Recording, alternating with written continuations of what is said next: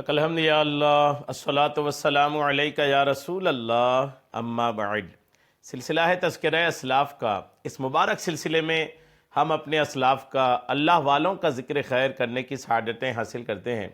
آج جس عظیم الشان شخصیت کا ہم ذکر خیر کرنے جا رہے ہیں وہ ہیں صحابی رسول حضرت سیدنا ابان ابن سعید بن عاص اموی قرشی رضی اللہ تعالی عنہ، جلیل القدر صحابی، کاتب وحی اور خاندان اموی کی اہم شخصیت ہیں۔ غزوہ خیبر محرم 7 ہجری سے قبل اسلام قبول کیا اور ہجرت کی۔ نبی پاک صلی اللہ تعالی علیہ وسلم نے ان کو کئی سرایا میں سپہ سالار بنا کر کے بھیجا۔ غزوہ خیبر اور اس کے بعد کے تمام غزوات میں شریک ہوئے۔ بحرین پھر یمن کے گورنر بنائے گئے۔ ایک قول کے مطابق 5 رجب 15 ہجری کو جنگ یرموک میں شہید ہوئے۔ اسد الغابہ جلد 1 کے صفحہ 58 تا 60 میں یہ باتیں لکھی ہیں۔ تو ایک قول جو یہ ہے کہ 5 رجب 15 ہجری کو ان کا وصال ہوا، اسی قول کو لیتے ہوئے 5 رجب کو اس جلیل القدر صحابی رسول کی بارگاہ میں خراج عقیدت پیش کرتے ہوئے یہ بیان ہم آپ تک پہنچانے کی سعادتیں حاصل کر رہے ہیں۔ آپ سے عرض ہے توجہ کے ساتھ اول تاخیر بیان کو سماعت کیجئے، انشاءاللہ ایمان کو تازگی نصیب ہوگی۔ حضرت سیدنا ابان ابن سعید بن عاص اموی قریشی رضی اللہ تعالی عنہ جلیل القدر صحابی، کاتب وحی اور اموی خاندان کے چشم و چراغ ہیں۔ آپ کی زندگی کو قبول اسلام سے پہلے اور بعد 2 حصوں میں تقسیم کیا جاتا ہے۔ قبول اسلام سے پہلے اور قبول اسلام کے بعد آپ کی زندگی کو 2 حصے میں تقسیم کیا جا سکتا ہے۔ اسلام سے نفرت کا ایک دور آپ کا تھا، پھر ایک دور آیا اسلام سے محبت کا۔ آئیے توجہ کے ساتھ سنیے۔ حضرت ابان ابن سعید کے 7 بھائی تھے، جن میں سے 5 نے اسلام قبول کیا۔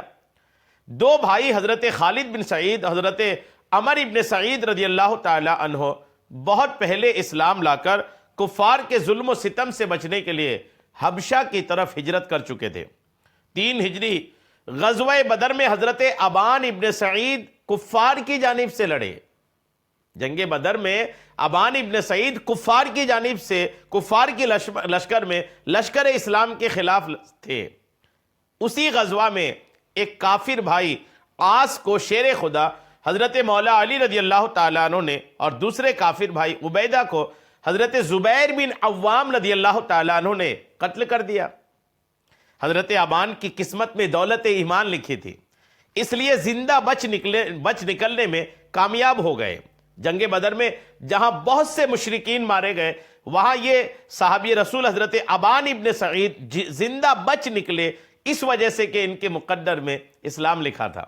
غزوہ بدر کے بعد آپ کے بھائی حضرت خالد اور حضرت عمر رضی اللہ تعالی عنہما نے آپ کو ایک خط لکھا اور اسلام کی دعوت دی، لیکن آپ یہ خط پڑھ کر بہت غصہ ہوئے اور کہنے لگے میں اپنا آبائی دین مطلب باپ داداؤں کا دین کبھی نہیں چھوڑوں گا۔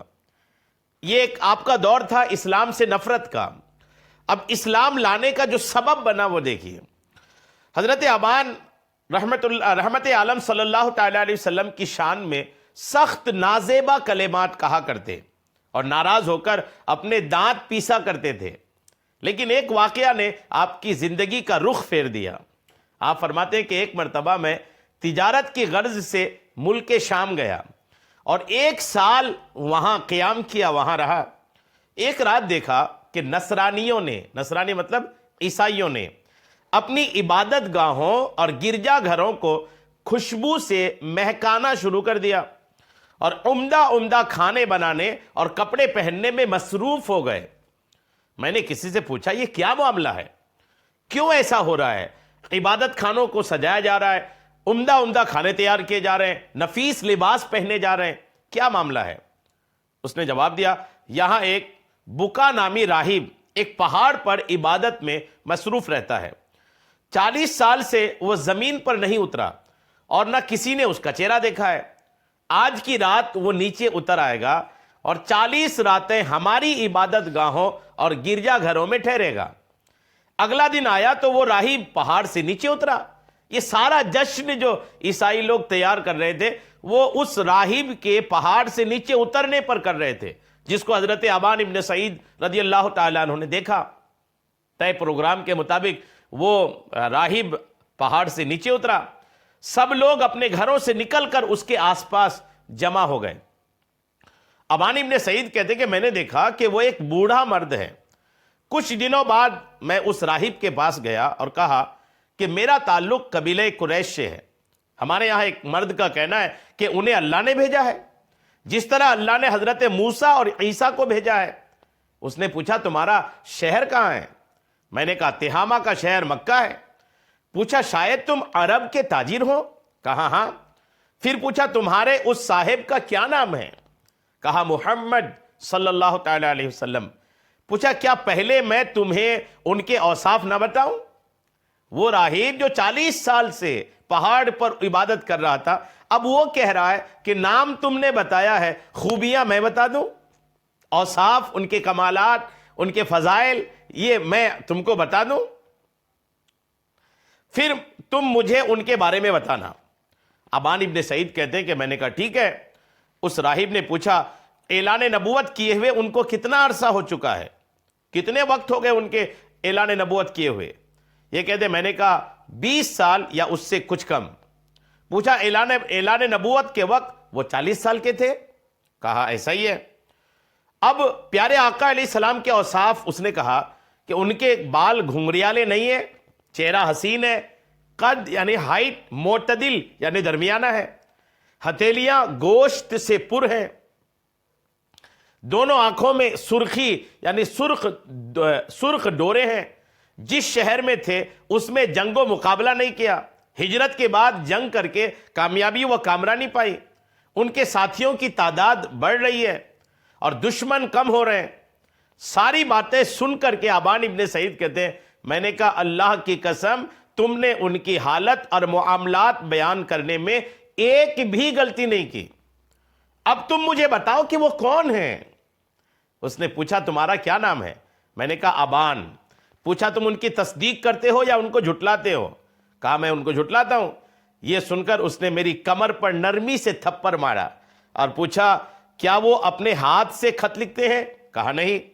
راہب نے کہا اللہ کی قسم وہ اس امت کے نبی علیہ السلام ہیں۔ اس راہب نے کہا خدا کی قسم وہ اس امت کے نبی ہیں، وہ ضرور تم سب پر غالب آ جائیں گے، پھر عرب پر فتح یاب ہو جائیں گے، پھر روئے زمین پر ان کے دین کی بالادستی ہوگی۔ اس کے بعد راہب باہر نکلا اور یہ کہتا ہوا اپنی عبادت گاہ میں چلا گیا اس نیک مرد کو میرا سلام پہنچا دینا۔ اس واقعہ نے ابان ابن سعید کے دل و دماغ میں ایک ہلچل، ایک بھوچال پیدا کر دی۔ مکہ لوٹ کر آپ نے پھر کبھی نبی کریم کے بارے میں سخت کلامی نہیں کی، مکہ پلٹ آئے، کبھی بھی حضور کے خلاف پھر بات نہیں کی۔ صلح حدیبیہ سے پہلے حضرت عثمان غنی رضی اللہ تعالیٰ عنہ نبی رحمت کے قاصد بن کر قریش کے پاس آئے تو قریش نے ان کی بات ماننے سے انکار کیا اور وہاں سے چلے جانے کو کہا۔ یہ دیکھ کر آپ نے حضرت عثمان سے کہا خوش آمدید، آپ مکہ میں جہاں چاہتے ہیں جائیے، آپ امان میں ہیں۔ پھر گھوڑے سے اترے اور حضرت عثمان کو گھوڑے پر بٹھایا اور خود حضرت عثمان کے پیچھے بیٹھ گئے۔ اس طرح حضرت عثمان مکے میں داخل ہو گئے۔ ان کا قبول اسلام کیسے ہوا دیکھیں۔ کچھ دنوں بعد آپ کے بھائی حضرت خالد اور حضرت عمر رضی اللہ تعالیٰ عنہما ایک کشتی میں بیٹھ کر حبشہ سے روانہ ہوئے۔ یمن کے راستے میں ساحل سمندر کے قریب دونوں بھائیوں نے ایک مرتبہ پھر ابان ابن سعید کو قبول اسلام کے لیے خط بھیجا۔ خط ملنے کے بعد آپ کفر کی تاریکیوں سے نکل آئے اور مدینے میں اپنے بھائیوں سے جا ملے۔ پھر تینوں بھائی خیبر کے مقام پر بارگاہ رسالت میں حاضر ہو گئے۔ یاد رہے کہ صلح حدیبیہ 6 ہجری ماہ ذی قعدہ میں ہوئی اور 2 ماہ بعد ماہ محرم میں فتح خیبر مسلمانوں کے حصے میں آئی۔ آپ اسی دوران ہی اسلام لائے تھے۔ اہل مکہ کی حالت کیا تھی دیکھیے۔ حضرت ابان ابن سعید جب حاضر خدمت ہوئے تو رحمت عالم صلی اللہ تعالیٰ علیہ وسلم نے پوچھا اے ابان تم نے اہل مکہ کو کیسی حالت میں چھوڑا؟ آپ نے عرض کی ان لوگوں سے اس حالت میں جدا ہوا کہ ان کی زمین پر بارش برس چکی تھی۔ میں نے ازخر نامی گھاس کو اس طرح چھوڑا کہ اس کی کثرت اور بہتات ہو چکی تھی۔ میں مکے کی سمام نامی گھاس سے یوں الگ ہوا کہ وہ نکل چکی تھی۔ یہ سن کر رحمت عالم صلی اللہ تعالی علیہ وسلم کی آنکھوں سے آنسو بہنے لگے۔ فرمایا میں تم سب سے زیادہ فصیح ہوں، میرے بعد زیادہ فصیح ابان ہیں۔ غور کیجئے، حضور فرماتے کہ میں تم سب میں فصیح ہوں اور میرے بعد سب سے زیادہ فصاحت ابان کے پاس ہے۔ غزوات میں کیسے شریک ہوئے دیکھیں، آپ نے غزوہ خیبر میں بھی حصہ لیا، ابان ابن سعید نے۔ نبی کریم علیہ السلام نے غزوہ طائف سے واپسی پر ایک صحابی حضرت وردان رضی اللہ تعالی عنہ کو آپ کے سپرد کر دیا تاکہ آپ ان کے اخراجات، ان کے خرچے اٹھائیں اور ضروری اشیاء، ضروری چیزیں انہیں مہیا کریں، اور ساتھ ساتھ انہیں قرآن پاک بھی سکھائیں۔ سن 9 ہجری حج کے بعد جب لوگ واپس مدینے آئے تو نبی رحمت صلی اللہ تعالی علیہ وسلم نے آپ کو بحرین صدقات کی وصولی کے لیے عامل مقرر کر کے بھیجا۔ مدینے واپسی نبی کریم علیہ السلام کی رحلت کے بعد، حضور کے پردہ فرمانے کے بعد، آپ خود اپنے عہدے سے دستبردار ہو کر، اپنا عہدہ چھوڑ کر مدینہ تشریف لائے۔ جی ہاں، تو آپ الحمدللہ، یہ ایک قول یہی ہے کہ جنگ یرموک میں آپ الحمدللہ شہید ہوئے تھے۔ اللہ کریم اس عظیم الشان صحابی رسول کی مزار پاک پر، ان کی قبر پر خوب رحمتیں نازل فرمائے، خوب برکتیں نازل فرمائے، آمین، بجاہ النبی الامین صلی اللہ تعالی علیہ وسلم۔